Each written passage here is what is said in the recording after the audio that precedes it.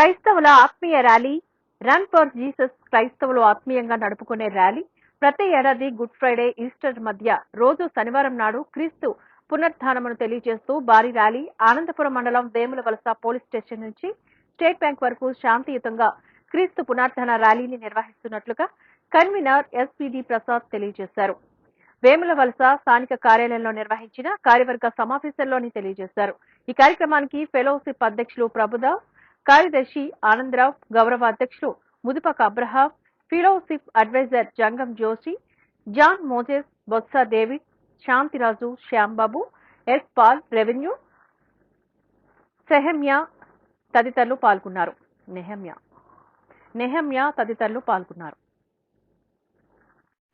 తాజా టీవీ ప్రేక్షకులకు నమస్కారం. ఈ రోజున ఆంధ్రపురం పాస్ ఫెలోషిప్ కమిటీ తరఫున మేము ముందుకు రావడం జరిగింది. యేసుక్రీస్తు వారు పునరుద్ధాన దినము అనగా ఈస్టర్ సండే ఈ నెల 31 తరఫున ఉన్నది. దాన్ని పురస్కరించుకుని క్రీస్తు పునరుద్ధాన దినం చాటించడానికి శనివారం ఉదయం అనగా 30వ తారీఖున శనివారం ఉదయం ఆనందపురం జంక్షన్ లేక వేములవలస కూడల్లో ఇక్కడ శాంతి ర్యాలీ చేయడానికి అందరము ఆలోచించడం జరిగింది. క్రీస్తు పునరుద్ధానం చాటుతూ రన్ ఫర్ జీసస్ అనేటువంటి ర్యాలీకి మిమ్మల్ని అందరూ ఆహ్వానిస్తూ ఉన్నాం.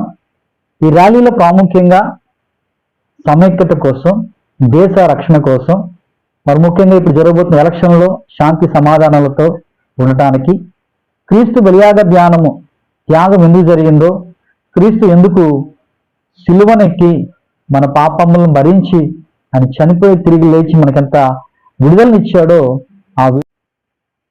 ఈ రన్ ఫర్ జీసస్ అనేది ప్రతి సంవత్సరం జరుగుతుందా? జరిగినప్పుడు మీరు ఎంతమంది ఇక్కడ ఈ ప్రదేశంలో పాల్గొంటారు?